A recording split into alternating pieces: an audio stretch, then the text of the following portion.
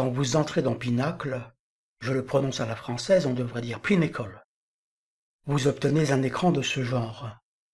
Je vous rappelle que Pinacle est un logiciel très sophistiqué de montage vidéo. En gros, l'écran se divise en 3 parties. En haut à gauche, ce qu'on appelle le chutier, c'est-à-dire tous les fragments de vidéo, de son et d'images qui vont servir à construire le film. En haut à droite, la prévisualisation des séquences. Et tout le bas de l'écran, la construction du film à proprement parler. Vous voyez là les éléments d'un exemple de film que propose Pinacle au chargement du logiciel. On peut voir ce que ça donne en cliquant sur la commande lecture.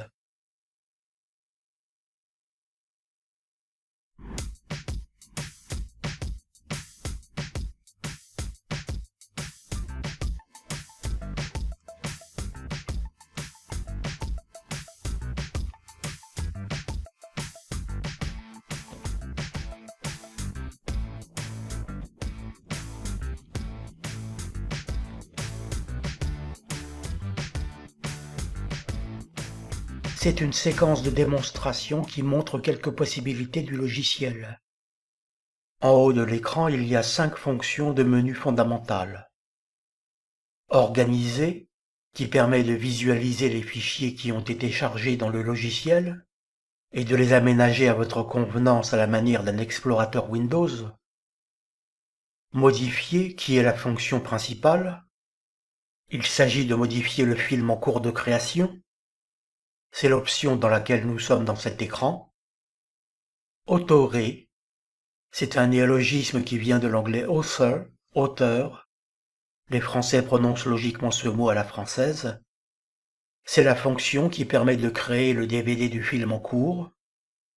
Donc vous devenez auteur à cette occasion. Celui qui crée le DVD est un autoreur et il fait de l'authoring. En anglais authoring, c'est-à-dire création. Importer, qui permet d'importer vos vidéos, vos images, vos sons à l'intérieur même du logiciel. Et exporter, qui permet de créer le film, qui sera enregistré sur votre disque dur. On commence par faire fichier, nouveau, film. Tout se réinitialise pour un nouveau projet, puis on importe des éléments de film, donc on fait importer. Cela suppose que vous avez préparé un répertoire où il y a tous ces éléments, ou au moins une partie pour créer le début du film. Vous choisissez votre répertoire et vous tombez sur une fenêtre de ce genre. Par défaut, tous les éléments sont sélectionnés. Le logiciel vous incite ainsi à préparer un répertoire où il y aura tous les ingrédients pour une séquence. Si vous voulez n'importer que quelques éléments, vous cliquez sur Désélectionner tout en bas de l'écran. Puis vous revenez sur le haut de l'écran. Tous les fichiers ont été désélectionnés. Nous allons sélectionner Arbre et vent en cliquant en haut à droite de l'icône. Cela inscrit une petite marque à cet endroit. C'est le signe que le fichier est sélectionné, en l'occurrence une vidéo. Pour des raisons difficiles à connaître, les vidéos au format AVI ne sont pas prises en charge. En tout cas, la version de mon logiciel n'en veut pas. Si vous avez des formats AVI, il faut les convertir d'une manière ou d'une autre, par exemple avec Movie Maker, qui est un logiciel gratuit installé sur tous les PC classiques. Movie Maker enregistrera le film au format MP4. Il suffit de charger le format AVI et de l'enregistrer au format MP4. Ici, notre fichier est sélectionné. On va au bas de l'écran et l'on clique Démarrer l'import. On peut se demander pourquoi on n'a qu'une vue partielle du logiciel, avec le haut de l'écran ou le bas. C'est que le format cinéma standard est de 16/9, ce qui n'est pas compatible avec un écran d'ordinateur de 4/3. Donc soit on procède par fragment d'écran pour être dans le ratio 16/9, soit on filme tout l'écran mais on aura des bandes noires pour compléter le format. Pour être en 16/9 avec un écran de 1024 en horizontal, on fait une règle de 3. Si 16 correspond à 1024, à quoi va correspondre 9? Ça va correspondre à 1024 que multiplie 9 divisé par 16. soit 576. Voilà pourquoi au format 16/9, on a 576 points en vertical, c'est-à-dire seulement une partie. Je passe maintenant dans ce second format pour que vous ayez une vue d'ensemble du logiciel. On voit donc là tout l'écran. Donc nous avons importé une vidéo. J'ai rajouté entre-temps dans le même répertoire une musique qu'on va également importer. J'ai également mis une séquence au format AVI. Vous constatez qu'il y a un cadenas sur l'icône pour signaler que ce format n'est pas pris en charge par ce programme, sans qu'on sache pourquoi. En tout cas à ce jour, en octobre 2016. Vous pourrez sauvegarder votre film au format AVI, mais le système ne les décode pas, ils sont inutilisables. Je désélectionne tout pour choisir mes importations, et je coche un fichier son au format WAVE, mot anglais qui signifie vague, comme les vagues de la mer. Ça indique que le son, bien que numérique, simule les vagues de l'analogique, qui ressemblent à des sinusoïdes. Puis on démarre l'import. Notez que quand vous rajoutez par la suite des fichiers dans votre répertoire associé au film, le système n'importe pas les fichiers qui sont déjà dans le chutier, ce qui accélère le processus et évite de refaire ce qui a déjà été fait. Si par exemple vous aviez tout importé, puisque par défaut tous les fichiers sont cochés, puis rajouter un seul fichier dans le répertoire associé à votre film, vous pouvez laisser tous les fichiers sélectionnés puis démarrer l'import. Le système n'importera que le fichier ajouté. Si donc vous avez corrigé un fichier entre-temps dans le répertoire, le mieux est de lui donner un autre nom pour qu'il soit importé dans le chutier. Il suffit de numéroter les versions successives pour éviter les erreurs. Sinon, sortir de Pinacle et réentrer pour que les imports tiennent compte des modifications. Donc attention aux versions des fichiers. En cas de mise à jour, veillez à ce que la nouvelle version ait bien été importée d'une manière ou d'une autre. On a maintenant notre vidéo et notre son. On aurait pu avoir le tout en une seule étape, mais ces hésitations nous ont permis de nous familiariser avec le procédé d'importation. On envoie maintenant la vidéo au plan montage. On utilise pour ce faire le menu contextuel. On pointe la vidéo et l'on clique à droite. Et l'on choisit l'option Envoyer au plan montage. La vidéo s'installe sur la piste numéro 2. On utilise en effet de façon standard la piste numéro 2 pour l'image et la piste numéro 1 pour le son. Mais rien ne vous empêche de faire autrement. Par défaut, il y a 4 pistes. Pour un film simple, c'est tout à fait suffisant.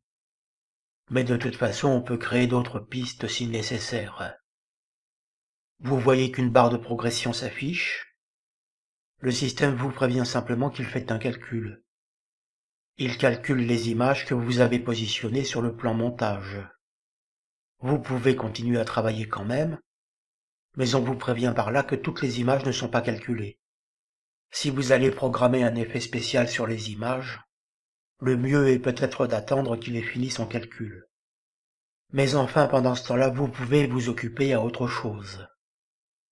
Nous allons maintenant installer le son sur la piste numéro 1.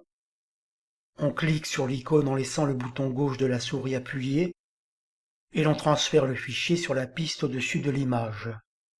Puis on règle sa position en le mettant en début de piste.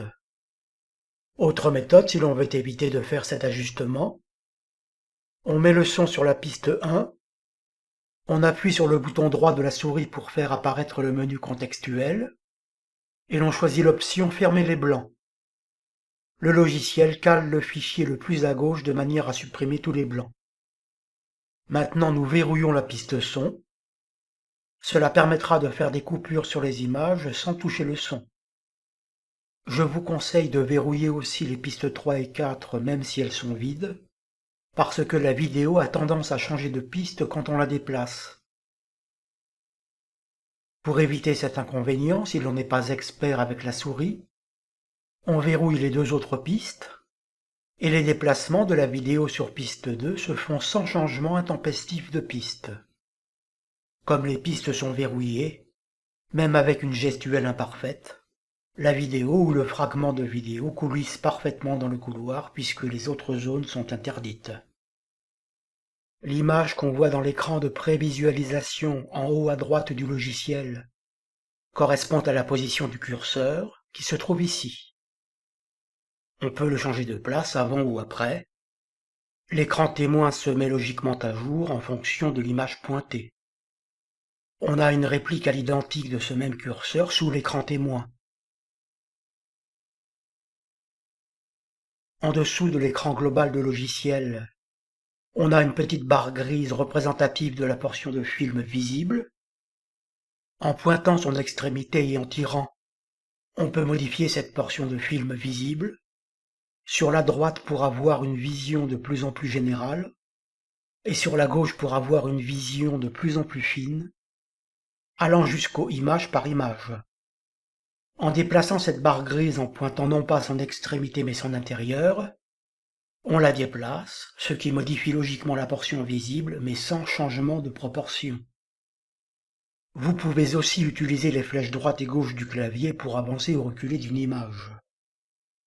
En dessous de l'écran témoin, de part et d'autre de la fonction centrale de lecture à partir de la position du curseur, vous avez ces mêmes fonctions d'avancée ou de recul d'une image. En appelant le menu contextuel par clic droit en pointant la chronologie juste au-dessus de la petite barre grise, on peut choisir la durée exacte de représentation symbolique sur le plan de montage, allant de la très petite durée la seconde à la très grande l'heure, avec un certain nombre d'intermédiaires à choisir entre ces deux extrêmes.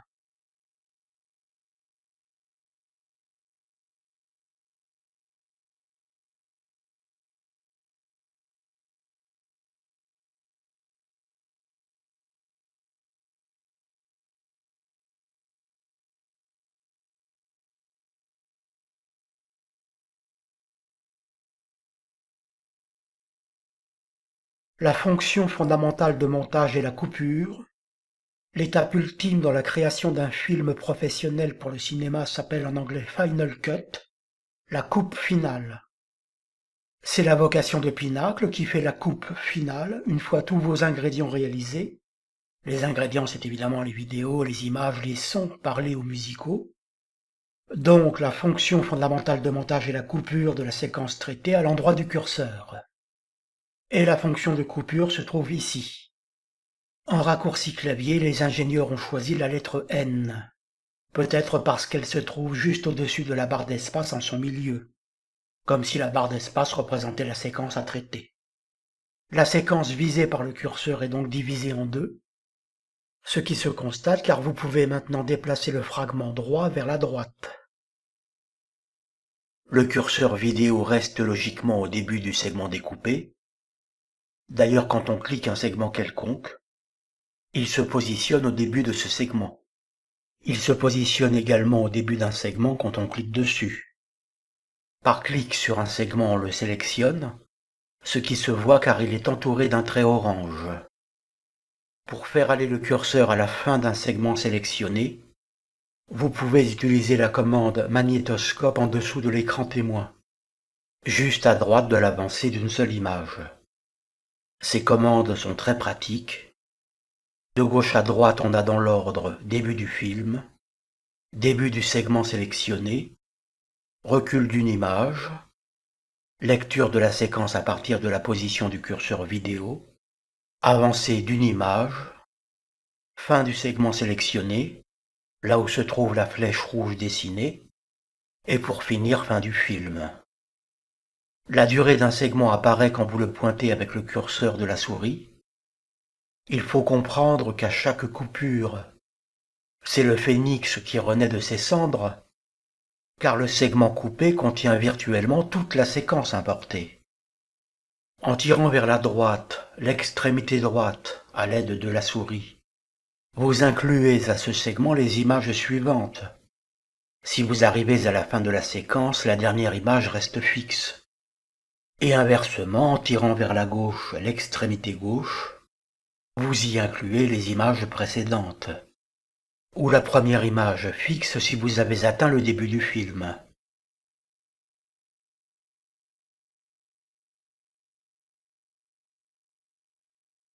J'en profite pour vous indiquer une fonction intéressante. Quand vous cliquez avec le bouton droit de la souris, l'espace vide à droite du film, vous avez un petit menu contextuel qui propose combler tous les écarts. Cette option supprime tous les blancs entre les segments précédents. Si les raccords sont faits manuellement, des blancs, qui se concrétisent paradoxalement par l'insertion d'images noires dans le film, peuvent se trouver entre les segments. Cette fonction les supprime tous. C'est probablement une précaution à prendre avant d'exporter une séquence.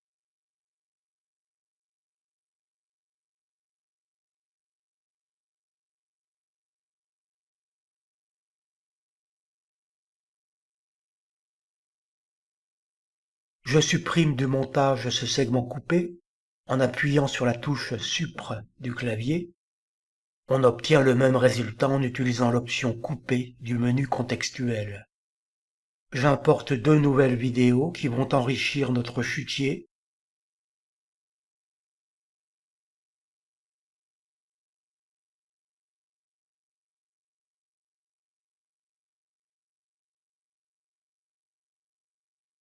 J'envoie au plan montage la séquence intitulée Paysage.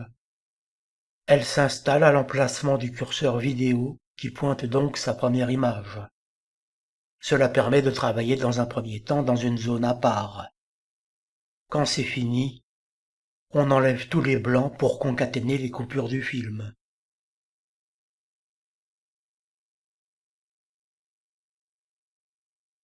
Nous allons supprimer le début de cette séquence. On clique sur la fonction de coupure intitulée Partager les clips. On clique la partie gauche pour la sélectionner et l'on appuie sur la touche Supre du clavier, ce qui fait disparaître ce fragment du plan de montage. On fait la même chose pour la fin de la séquence, coupure et suppression. Maintenant, on n'a que la partie centrale du clip. Ce que je voulais montrer ici, c'est qu'on peut étirer la séquence vers la gauche, comme je le disais tout à l'heure, et retrouver les images précédentes jusqu'au début, avec première image fixe recopiée si l'on va trop loin, d'où le changement de couleur quand on excède la limite inférieure pour avertir l'utilisateur. Et même procéder à droite pour les images suivantes et dernière image recopiée. Ce qui met en évidence que tout fragment de clip contient virtuellement tout le clip. Vous n'êtes donc jamais en panne de vos images, et si par maladresse vous perdiez un fragment de séquence sur le plan de montage, ça n'aurait aucune importance étant donné que vous pouvez le réinjecter autant de fois que vous voulez à partir du chutier. Maintenant je resserre à contrario le clip pour n'en prendre qu'une partie, puis je choisis dans le menu contextuel Fermer les blancs, ce qui colle la séquence à la suite de la précédente. Puis en tirant son coin haut à gauche, je programme un fondu enchaîné, c'est-à-dire que l'image précédente s'éteint petit à petit au profit de l'image suivante. Sinon, on passe brusquement d'une séquence à une autre, ce qui est également possible. Mais il est bon de savoir créer cette transition appelée fondu enchaîné. Regardons ce passage.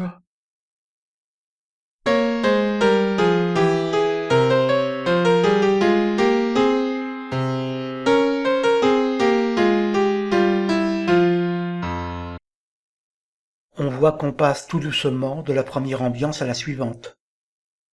On accède à l'ensemble des fonctionnalités de trucage du logiciel en pointant avec le curseur de la souris le côté gauche de l'écran, où il est écrit Navigation. Vous n'avez pas besoin de cliquer, le seul fait de pointer le curseur sur cette option fait apparaître le menu. Il disparaît de lui-même en sortant de la zone, sans clic. Vous avez la totalité des données, vos chutiers, qui sont datés. Le logiciel les nomme par défaut par la date, mais vous pouvez aussi leur donner un nom plus parlant, les projets, mais surtout en bas l'espace intitulé Contenu, où vous accédez à tous les effets possibles et imaginables, tant visuels qu'auditifs. Des effets spéciaux, des transitions d'une scène à une autre. La transition la plus fréquente est le fondu enchaîné, mais il y en a bien d'autres. Des sons préprogrammés, la ville, la gare, la campagne, les hommes, les animaux, les cloches, tous les bruitages courants de la vie ordinaire, mais aussi des musiques d'ambiance, libres de droit dans tous les styles, classique, jazz, variété, électronique et ainsi de suite, qui ne sont pas à proprement parler des compositions, mais des sons musicaux standards, la possibilité d'insérer des titres, mais aussi du texte, par exemple pour les sous-titrages, et ainsi de suite. Tout cela est à découvrir petit à petit. Avec ce logiciel exceptionnel, on est très proche d'Hollywood. Les fonctions sont résumées par des indications qui apparaissent dans les pointants. Pour y accéder, on clique dessus, on renseigne les paramètres, et l'on sort en sauvegardant l'effet qui vient enrichir votre librairie personnelle. Sinon, autre possibilité pour accéder à cet ensemble de fonctions cinématographiques, on double-clique sur le fragment qui va subir l'opération. Par simple clic, on le sélectionne, et le curseur vidéo se positionne au début. Il est donc très facile de retrouver ce curseur s'il se trouve hors zone affichée, sauf si le curseur se trouve déjà dans le segment cliqué, auquel cas il reste en place, comme ici. Notez au passage, juste au-dessus du plan montage, une autre représentation du film en cours de construction, où la partie sélectionnée apparaît en orange. Par double clic, on entre dans l'affichage des effets. Toutes les fonctions sont proposées horizontalement en haut de l'écran. On sort par clic du X rouge en haut à droite. S'il y a eu une réalisation, le logiciel vous demandera si vous souhaitez la sauvegarder. Vous pouvez modifier la vitesse de la partie sélectionnée. Pour ce faire, vous cliquez à droite pour faire apparaître le menu contextuel et vous choisissez Vitesse, puis Ajouter. Par défaut, la vitesse est normale, elle est à 100%. Vous pouvez aussi bien la diminuer que l'augmenter en déplaçant à gauche ou à droite l'extrémité de la barre de représentation. Vous pouvez également faire une saisie manuelle. Vous cliquez sur la barre, le logiciel vous donnera la main. Ici, je saisis 50, au lieu des 100 par défaut. Le fragment concerné ira 2 fois plus lentement. On confirme logiquement par OK en bas de l'écran. Vous voyez au-dessus de la piste une petite barre de progression qui annonce un calcul en fond de tâche. Vous pouvez poursuivre votre travail. Le système vous indique simplement que toutes les images ne sont pas encore calculées. Si toutefois vous voulez visualiser le résultat, le mieux est d'attendre la fin des calculs. Je vous montre maintenant le système des marqueurs. C'est une mémoire de la position du curseur vidéo. On place par exemple le curseur quelque part, et l'on clique sur la fonction marqueur, sur le petit logo rouge au-dessus. Cette position est alors mémorisée. Elle est indiquée par une petite marque rouge en dessous du curseur vidéo. Dans le même temps, le petit logo de fonction se barre d'un trait. Cela indique d'une part que vous êtes à l'endroit exact du marqueur, et d'autre part que vous pouvez annuler cette marque en cliquant sur le logo. C'est une mémoire de curseur vidéo. Je clique par exemple un fragment du film. Le curseur se rend au début de ce fragment, et le logo du menu n'est plus barré. Si je clique maintenant cette marque rouge, le curseur s'y rend, et le logo se barre à nouveau pour une possibilité d'annulation de cette marque. C'est évidemment très pratique pour mémoriser l'emplacement exact d'une image, ou l'emplacement d'un son parlé ou musical, de manière à programmer des synchronisations parfaites. Si une image doit arriver à tel son ou tel son à telle image, on mémorise ainsi cet emplacement, ce qui est une aide précieuse pour créer le raccord. Nous envoyons au plan montage la séquence intitulée Chute d'eau. Vous voyez qu'elle se positionne à l'endroit du curseur vidéo. Le logo qu'on peut appeler aimantation est activé. Cela rend les pistes magnétiques, ce qui est une aide précieuse pour les raccords. Vous n'êtes pas obligé d'utiliser cette possibilité. Dans ce cas, il suffit de cliquer dessus pour la désactiver.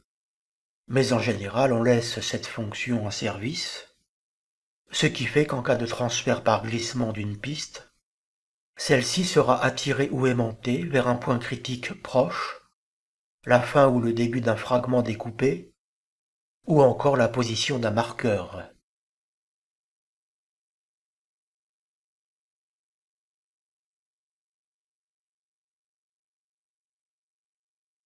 Mettons quelque part une autre mémoire de position via la fonction marqueur.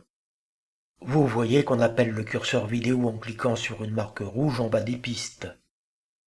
On supprime ces marques en cliquant sur le logo barré. Le mieux est de les enlever après utilisation, sinon le bas de l'écran risque d'être gangrené par ces indications. Si tel est le cas, vous avez la possibilité de les supprimer tous d'un seul coup. Vous cliquez sur la petite flèche juste à côté, les marqueurs sont répertoriés. En cliquant sur les occurrences numérotées, le curseur s'y rend, et tout en bas vous avez la possibilité de supprimer tous les marqueurs. Maintenant je vous montre la fonction instantanée. Elle crée une photographie de l'image en cours, celle qui est pointée par le curseur vidéo, ce qui permet de faire un arrêt sur image. L'image créée s'installe spontanément dans le chéquier. On l'envoie de la même façon au plan montage, et l'on peut décider de sa durée par étirement.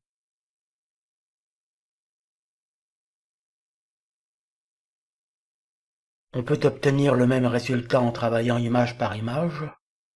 On étire la visualisation du film jusqu'au plus fin, où l'on a une section visible pour une image.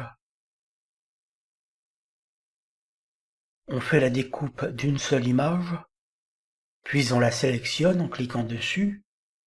Elle est alors entourée d'un trait orange, et l'on fait CTRL-C, CTRL-V pour copier-coller, comme dans un traitement de texte. On peut répéter cette opération, et donc programmer à la main un arrêt sur image. Mais ça complexifie le film du fait de ce découpage à répétition, et ça peut ralentir notablement l'export, c'est-à-dire la compilation du tout au format final. Je vous déconseille, comme je le disais tout à l'heure, de faire des copier-coller ultra rapides de ce genre en laissant les doigts appuyés sur le clavier, car à chaque occurrence il y a un traitement de fond, et le système risque de planter en insistant de cette façon. Il faut donc faire ce type de copier-coller manuellement, sans invoquer l'automatisme du clavier. Je vous montre maintenant très brièvement la fonction organiser, qui affiche les fichiers liés à vos réalisations et que vous pouvez manipuler de la même façon qu'avec un explorateur Windows classique. Vous pouvez supprimer l'affichage de certains types de fichiers, images, sons, vidéos, ce qui est très pratique pour opérer une sélection quand il y a énormément de fichiers simultanément dans la fenêtre. Au bas de l'écran, vous avez un petit curseur pour agrandir ou rapetisser les icônes correspondantes au fichier. Après ce début de présentation, on repart de zéro et l'on fait Fichier, Nouveau, Film. Vous voyez qu'en cliquant un fichier présent dans le fichier, l'image correspondante s'affiche dans l'écran témoin. L'écran témoin de visualisation affiche soit le film en cours, si la zone film du bas de l'écran est active, il suffit de cliquer dessus pour qu'elle le soit le fichier sélectionné dans le fichier. Sinon, en haut de l'écran témoin, vous avez deux onglets, Source et Plan de montage, pour activer soit le fichier, soit le film.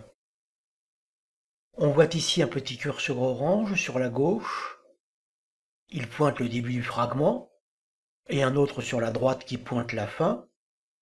Vous pouvez ainsi délimiter une zone.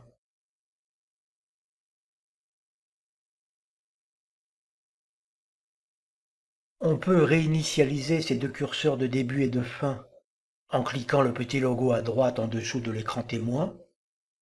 En général, dans Pinacle, il y a soit un logo d'annulation de quelque chose, on l'a vu pour les marqueurs, soit c'est un système on-off d'apparition-disparition.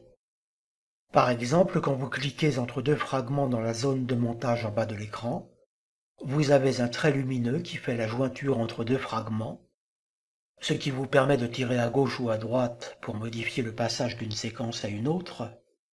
Ce trait lumineux et donc la fonction qui lui est associée disparaît quand on reclique dessus, c'est un système on-off. Quand on débute avec Pinacle, on se demande bien ce que c'est que ce trait. Si c'est une erreur de manipulation, vous le faites disparaître en cliquant dessus, ou alors vous cliquez sur Undo qui revient en arrière, en haut à gauche de l'écran, et votre situation de travail est stabilisée. Ici donc nous avons sélectionné un fragment de séquence avec les marqueurs orange de début et de fin sur l'écran témoin. On utilise la flèche du dessous pour l'envoyer au plan de montage. Seul le fragment sélectionné a été installé. Mais encore une fois, toute la séquence est virtuellement présente dans ce fragment, par étirement de ses limites gauche et droite. Le phénix qui renaît de ses cendres, comme nous le disions. Même système d'agrandissement ou de rapetissement des icônes du chutier, et possibilité d'affichage partiel comme dans la fonction organisée. Je fais maintenant glisser une musique sur la piste numéro 1. On ferme les blancs par le menu contextuel, ce qui cale le son au début du film. Puis on verrouille la piste qui s'affiche en hachuré, ce qui interdit toute modification. Et l'on verrouille également les pistes 3 et 4.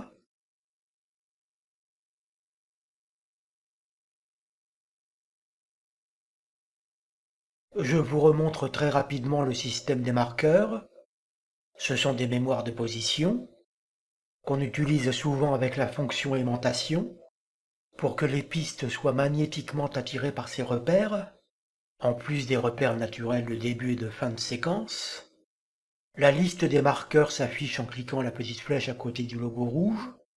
Le curseur se positionne logiquement à une de ces positions en cliquant une occurrence de la liste, et l'on supprime simultanément tous ces marqueurs en cliquant cette fonction en bas de la fenêtre.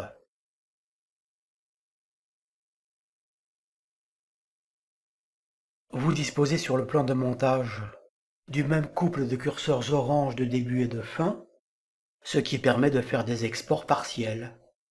Export ou compilation, c'est-à-dire création du film en tant que tel. Si ces curseurs de limite ne sont pas utilisés, c'est la totalité du film qui sera exportée. C'est en principe l'option la plus fréquente, mais vous pouvez procéder à un export partiel en précisant la position de ces marqueurs orange. On annule l'existence de ces limites en cliquant le logo juste à côté. Dans l'ordre, vous avez limite gauche, limite droite et annulation de ces limites. Dans ce dernier cas, l'export redevient intégral. Maintenant, je positionne le curseur un peu à l'écart et je clique sur la séquence chute d'eau dont la première image apparaît sur l'écran témoin. On peut utiliser les commandes magnétoscope de cet écran. On a également un petit curseur sur l'icône du chutier. L'écran témoin affiche également à sa manière les fichiers son, sous la forme d'ondes. Ici c'est une musique, donc le signal est continu. Quand ce sont des paroles, on repère facilement les blancs. On peut également faire des installations partielles avec les fichiers son. Les curseurs orange de limite fonctionnent de la même façon avec le son. On utilise cette fonction-là sous l'écran témoin pour faire aller le curseur vidéo à la fin d'une séquence, ou plus exactement la première image après la séquence, ce qui explique l'écran noir sur l'écran témoin. C'est à partir de là qu'on peut coller un autre fragment. Sinon, si vous installez une séquence avec un curseur situé dans le fragment, il y aura insertion. C'est très pratique également pour faire des insertions. C'est à vous de savoir si c'est une insertion ou une suite. Cela dit, ici, dans cette démonstration, je ne vais pas insérer d'image. Je vais couper le son. Donc je déverrouille la piste son. Je verrouille la piste image. Ce n'est pas obligatoire, c'est juste une sécurité. Et je clique sur le logo coupé. Il est bon de verrouiller les pistes qui ne seront pas touchées par cette coupure, encore que dans l'absolu ça ne change rien, aussi longtemps que les fragments coupés ne bougent pas sur le plan de montage. Mais le mieux est peut-être de les laisser intègres si leur sectionnement est inutile. Maintenant je sélectionne le fragment de droite et j'enlève ce fragment en appuyant sur la touche supprimer du clavier. Vous avez évidemment la même fonction dans le menu contextuel. On aurait obtenu le même résultat en tirant la limite droite jusqu'à cet endroit, qui aurait été attiré à cette limite par le magnétisme, ici actif. Sinon, une coupure suivie d'une suppression comme on vient de le faire est tout à fait possible, c'est la même chose. Maintenant, je programme un fondu en fermeture du son, en tirant le coin haut à droite vers la gauche. Le son va ainsi s'éteindre petit à petit, plutôt que de s'arrêter brutalement.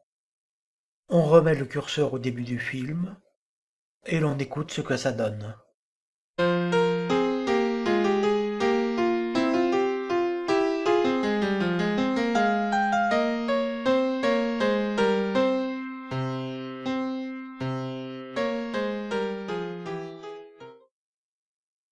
Ici, vous pouvez enregistrer une narration en voix off. Si vous vous trompez, ça n'a aucune importance. Vous répétez la phrase et vous ne sélectionnerez que les passages corrects, par un système de découpe entre les blancs, faciles à repérer. Sinon, vous pouvez utiliser un autre logiciel d'enregistrement. Je vous conseille Audacity, qui est un programme gratuit en libre téléchargement. C'est ce qu'on appelle un open code, c'est-à-dire un code ouvert. Cela signifie que ce programme est ouvert à tous.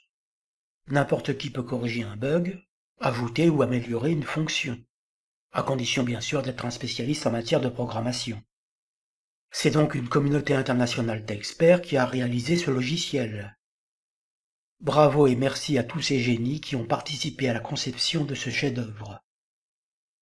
Je vous montre brièvement comment insérer du texte ou un titre. Vous cliquez sur la lettre T et vous répondez aux paramètres.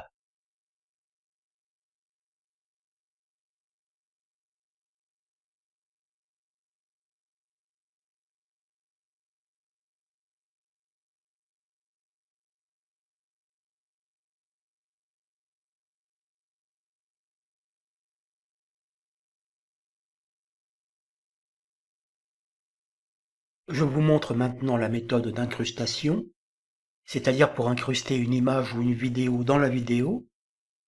La vidéo à incruster doit se trouver sur la piste numéro 1.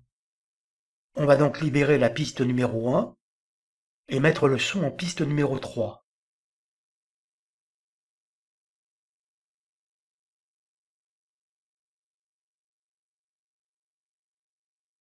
On installe la vidéo à incruster sur la piste numéro 1.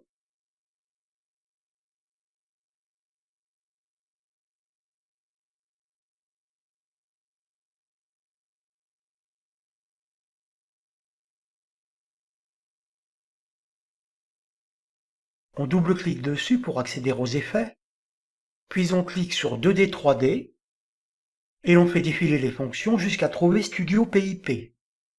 PIP signifie Picture in Picture, une image dans l'image. Ensuite, vous n'avez plus qu'à régler les paramètres, taille, position, découpe, etc. La découpe, c'est-à-dire la sélection d'une partie de l'image. Si par exemple il y a des bords noirs autour de la vidéo, ce qui peut arriver en fonction des formats, vous pouvez supprimer ces bords indésirables par la découpe. Une fois vos paramètres de réglage renseignés, vous sortez de la fenêtre d'effets et vous enregistrez la création.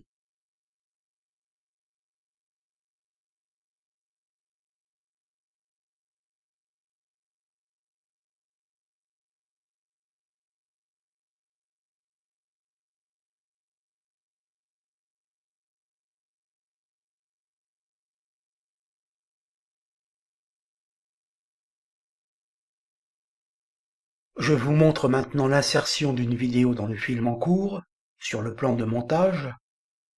C'est la même chose si ce n'est que le curseur ne se situe pas juste après un fragment, ou ce qui revient au même, à la première image du fragment suivant.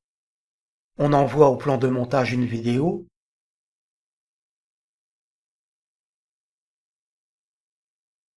et l'on met le curseur à l'intérieur de la vidéo. On obtient une insertion. La vidéo s'insère à l'endroit indiqué. En cliquant entre deux fragments, on obtient un petit trait lumineux vertical qui exprime la jointure exacte entre les deux séquences. On efface ce trait, comme nous le disions précédemment, en cliquant à nouveau dessus. C'est un système on-off. On a également la synthèse de séparation sur l'écran témoin, où l'on peut modifier la césure en mouvant le curseur dans la zone gauche ou droite, ou en cliquant les fonctions image par image pour une précision parfaite. Avancée d'une image ou recul d'une image. Le travail entre deux séquences s'obtient également en cliquant sur ce logo, en dessous de l'écran témoin. C'est la même fonction en on-off, c'est le mode coupure, qui permet d'agir sur plusieurs pistes simultanément pour ajuster une synchronisation. Ne pas confondre fermer les blancs dans le menu contextuel avec l'étirement, notamment vers la gauche. Quand on ferme les blancs, la première image à gauche reste inchangée, elle est simplement déplacée vers la gauche et collée au fragment précédent. Quand on étire à gauche, les images qui précèdent réapparaissent. Ce sont deux manipulations différentes. Et par l'étirement à droite, les images suivantes apparaissent à partir de n'importe quel fragment. C'est-à-dire qu'on dispose virtuellement du morceau entier venu du chutier. Donc nous avons inséré une vidéo, on programme deux petits fondus enchaînés. En cliquant la clé de sol, on peut accompagner les images de musique libre de droit dans tous les styles. Vous pouvez écouter un aperçu avant de valider votre choix.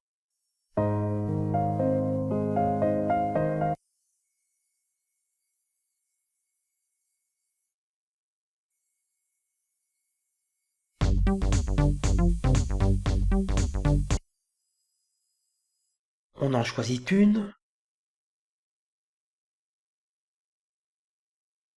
On valide. On ajuste la piste son créée. Et l'on regarde ce que ce petit montage donne.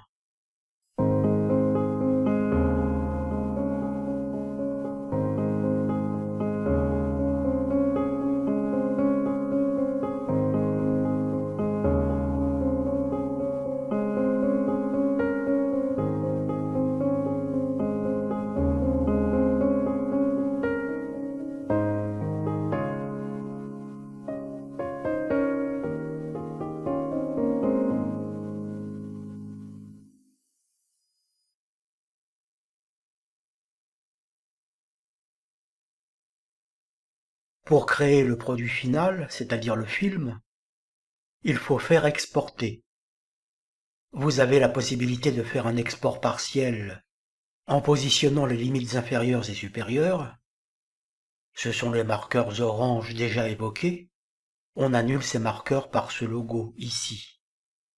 Ils reprennent alors les positions extrêmes pour exporter tout le film. Par défaut, c'est logiquement un export du tout. Vous pouvez choisir ici le format du film avec les deux listes déroulantes, allant du plus petit au plus sophistiqué pour des productions professionnelles.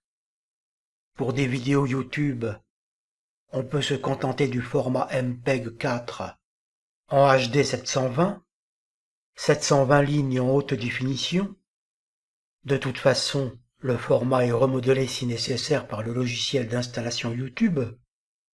En cliquant ici, vous choisissez par navigation classique le répertoire où sera stocké le film compilé. On vous indique ici la taille estimée du fichier qui va être créé, en fonction du format choisi. Et ici l'espace utilisé. Il s'agit de l'espace du disque dur dans son ensemble. Comme les films sont très volumineux, cela vous permet de surveiller en permanence l'état de votre disque dur. Si vous approchez sa capacité totale, il faudra songer à faire des sauvegardes dans des mémoires externes. Pour une sauvegarde sur disque dur, il faut choisir l'option Fichier en haut à gauche de l'écran. Vous pouvez laisser le programme choisir lui-même le nom du film en cochant cette case. Il s'inspire simplement du nom du fichier de base. Sinon, il choisit Nouveau film si vous n'avez rien renseigné. Sinon, si la case est décochée, l'utilisateur devra saisir au clavier le nom du film. Pour démarrer l'export, on clique en bas. Une fois le film terminé, il est possible de faire d'ultimes modifications en l'envoyant 2 fois sur le plan de montage. Une fois sur une piste uniquement son et une fois sur une piste uniquement image. Vous bloquez le son sur une piste et l'image sur l'autre en cliquant les logos sur la gauche des pistes. En chargeant des séquences assez longues, on voit que le logiciel a un calcul à réaliser. Si la fonction lecture en dessous de l'écran témoin ne démarre pas, ça peut arriver, cela signifie que son calcul interne n'est pas terminé. Le mieux est peut-être de le laisser finir. La barre de progression disparaît quand tout est prêt. À partir de là, si c'est le son qui doit être modifié, vous verrouillez l'image, de manière que les coupures ne concernent que le son. Et réciproquement, si vous devez n'agir que sur l'image, il faut verrouiller le son pour que les coupures ne visent que l'image. Mais bien entendu, il faut veiller à respecter la synchronisation. Si vous devez changer des images, le nombre d'images supprimées doit être égal au nombre d'images réinstallées. Pour ce faire, il suffit d'utiliser les marqueurs pour mémoriser les endroits exacts. Par ce système, on peut même ne changer qu'une seule image. Si par exemple une image noire s'est introduite dans le film, créant un flash désagréable à l'œil, vous repérez l'emplacement précis de cette image que vous mémorisez avec un marqueur, vous la supprimez, on fait une coupure à l'emplacement du marqueur, puis à l'emplacement suivant, on sélectionne l'image unique, et on la supprime en appuyant sur Suppre. Puis vous faites un instantané de l'image précédente, vous l'installez dans le plan de montage à l'emplacement du marqueur, et ne la faites durer qu'une seule image. Vous grossissez le plan de montage, et vous tirez le bord droit vers la gauche, jusqu'à n'avoir qu'une seule et unique image. Si c'est une séquence plus longue à modifier, on procède de même en étant très précis sur le nombre d'images. Bref, on peut ciseler le film avec une grande précision.